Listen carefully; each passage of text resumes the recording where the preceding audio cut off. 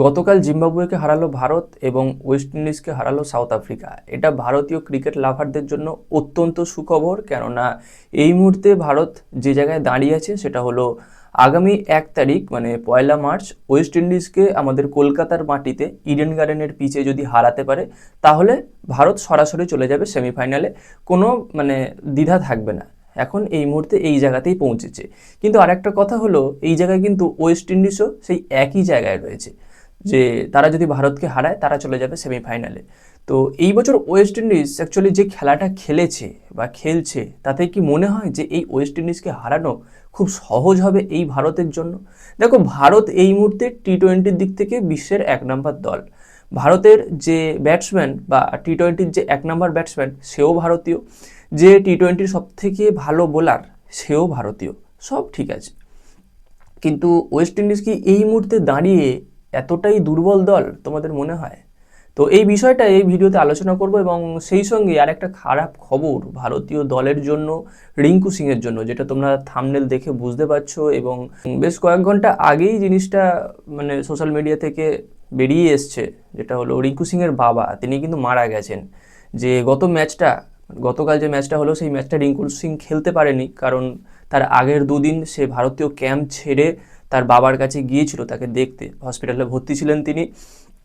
Liver cancer 4র্থ পর্যায়ে চলে গেছিল, বাঁচার আশা ছিল না। কিন্তু সেই দুঃসংবাদটা এত তাড়াতাড়ি চলে আসবে এটা কেউ বুঝতে পারেনি। বিশ্বকাপ চলাকালীনই কিন্তু তার বাবা গত হয়েছেন। তো অবশ্যই রিঙ্কু সিংয়ের জন্য বা তার পরিবারের জন্য আমাদের সকলের সমবেদনা থাকলো। আর তোমরা কমেন্টে কিছু জানিয়ে দিয়েছো এই বিষয়টা নিয়ে। তো চলো এবার আসল কথায় যাওয়া যাক। অ্যাকচুয়ালি এখানে আমরা আলোচনা করব ভারতীয় দলের কোথায় শক্তি এবং ওয়েস্ট ইন্ডিজ দলের কোথায় শক্তি। আর এই ম্যাচটা জেতার পরেও, জিম্বাবুয়েকে হারানোর পরেও ভারতীয় দলের কিছুটা চিন্তার বিষয় একটা থাকছে, সেই বিষয়টা নিয়েও কথা বলবো। তো চলো আলোচনার আসল টপিকে যাওয়া যাক। দেখো, ওয়েস্ট ইন্ডিজ দলের যেটা আসল শক্তি সেটা হলো তাদের ব্যাটিং, যে বিষয়টা গতকাল বোঝা গেছে।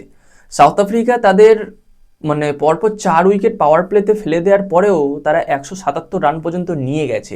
এক সময় মনে হচ্ছিল যে 110-15 রানের মধ্যে আটকে যাবে ওয়েস্ট ইন্ডিজ। কিন্তু তাদের 7 নাম্বার 8 নাম্বার পর্যন্ত ব্যাটসম্যান আছে, যে ব্যাটসম্যানগুলো আছে তারা একেবারে বিধ্বংসী batsman. Jason holder, shepherd, Rutherford, এই সমস্ত ব্যাটসম্যান রয়েছে। একজন আউট হচ্ছে আর একজন নামছে, নামগুলো শুনেই ভয় পাচ্ছে। Shai Hope, Brandon King, Shimron Hetmyer, কাকে ছেড়ে কাকে বলবো। তবে তাদের বোলিং অ্যাটাক অতটাও শক্তিশালী নয়, যে কারণে তারা সাউথ আফ্রিকার মাত্র 1টা উইকেটই আউট করতে পেরেছে। তো তাদের ব্যাটিং অর্ডারটা খুবই স্ট্রং। আর এই জায়গায় ভারতের বোলিং অর্ডার লিখিতপরিতভাবে স্ট্রং আছে ঠিকই, কিন্তু এই মুহূর্তে শেষ 2টো ম্যাচে সেটা কিন্তু প্রমাণ হয়নি মাঠে নেমে। গতকাল যেটা জিম্বাবুয়েকে হারালো ভারত, সেই ম্যাচে কি ভারতের বোলিং সত্যি ভারতীয় বোলিংয়ের মতো হয়েছে? হ্যাঁ, অর্শদীপ সিং উইকেট পেয়েছে, খুব ভালো। জসপ্রীত বুমরার বলটা কি সেই জসপ্রীত বুমরার মতো হয়েছে, না বরুণ চক্রবর্তীর বলটা বরুণ চক্রবর্তীর মতো হয়েছে? শিবম দুবেকে দিয়ে বল করানো হলো 2 ওভার, সেখানে 46 রান, একটা উইকেট পেয়েছে ঠিকই, কিন্তু 12 বলে 46 রান দিয়ে একটা উইকেট নেওয়ার কোনো মানে হয় না। তার থেকে তুমি বল করো না, এটাই ঠিক আছে। 4 ওভার বল করে 46 রান দিয়ে একটা উইকেট নাও, তবুও মানা যায়।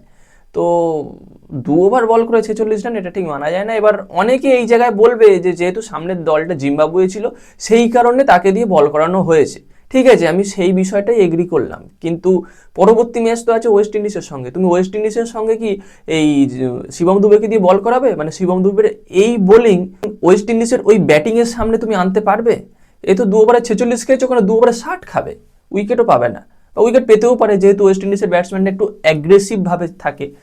তো সেখানে দাঁড়িয়ে কিছুটা ভারতীয় বোলিং আমাকে পার্সোনালি হতাশ করেছে। আর তোমাদের কার কি মতামত ভারতীয় বোলিং নিয়ে একটু কমেন্টে জানিয়ে দিয়েছো। তো এই গেল ভারতীয় দলের দুর্বলতাটা কোথায়, চিন্তাটা কোথায়। এটা কিন্তু ভারতীয় দলের একটা চিন্তা, আমার যেটা মনে হয়, যে তাদের বোলিং অ্যাটাকটা লিখিতপরিতভাবে খুব ভালো, খাতায় কলমে খুব শক্তিশালী বোলিং অ্যাটাক, কিন্তু মাঠে নেমে সেইভাবে কাজ করতে পারছে না। আর ওয়েস্ট ইন্ডিজ দলের ব্যাটিংটা খুব শক্তিশালী, তবে ভারতীয় দলের ব্যাটিংও খুব একটা দুর্বল নয়। গতকাল যে ব্যাটিংটা ভারতীয় দল করেছে এই টিমটাই, এই প্লেইং ইলেভেনটাই হয়তো আমাদের কলকাতার মাটিতে নামতে চলেছে।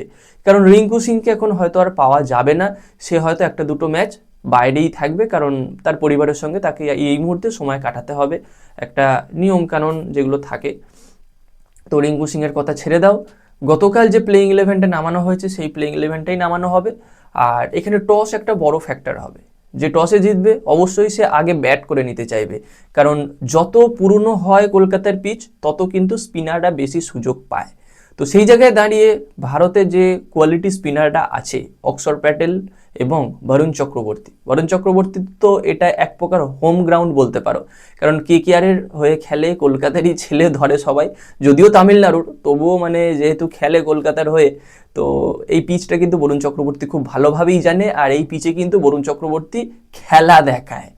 তো বরুণ চক্রবর্তী রয়েছে, অক্ষর প্যাটেল রয়েছে, যদি প্রয়োজন পড়ে তাহলে সূর্যকুমার যাদব নিজেও বল করতে পারবে, অভিষেক শর্মা রয়েছে, তিলক ভার্মা রয়েছে, যদি স্পিনার বলারদের খুব বেশি প্রয়োজন পড়ে।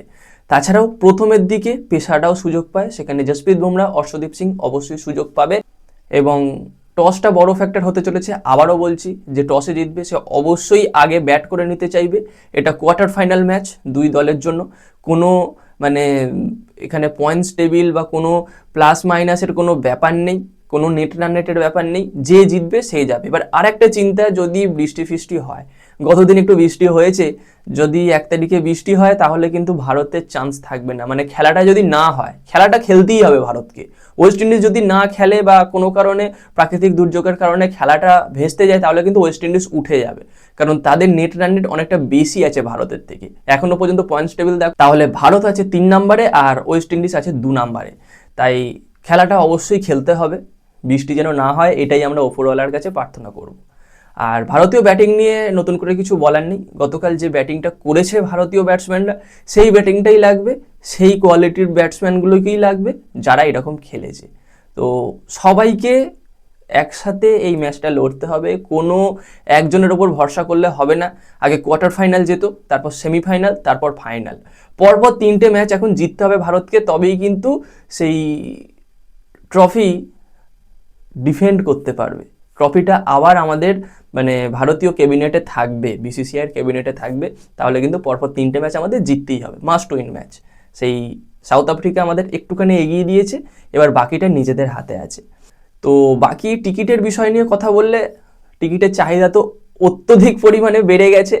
তো এখনও কামিং সুন দেখাচ্ছে বুক মাই শোতে, আমি তো ওয়েট করে বসে আছি, যদি আর একটা দুটো টিকিট বুকিং করা যায় তো অবশ্যই বুকিং করব, আর যদি না হয় কি করা যাবে, বাড়িতে বসেই খেলা দেখব। তো তোমরা কারা কারা টিকিট বুকিং করতে পেরেছো একটু কমেন্টে জানিয়ে দিয়েছো, যদি আমি যাই, যদি একসাথে দেখতে পারি বসে খেলাটা, ভালো লাগবে তোমাদের সঙ্গে, আর যদি না হয় তো কী করা যাবে। তো যাই হোক, এইটুকু আপডেটই তোমাদের সঙ্গে শেয়ার করা ছিল এই ভিডিওতে। কেমন লাগলো ভিডিওটা কমেন্টে জানিও, যদি ভালো লাগে একটু লাইক করে দিও, খুব বেশি ভালো লাগলে বন্ধুদের সঙ্গে শেয়ার করে দিও, এবং এইরকম খেলা সংক্রান্ত ভিডিও আরও বেশি বেশি করে পেতে চাইলে আমাদের চ্যানেলটাকে সাবস্ক্রাইব করে তার পাশের বেল আইকনটাকে অন করে দিও। তো গাইজ, দেখা হচ্ছে পরবর্তী ভিডিওতে, বাই বাই।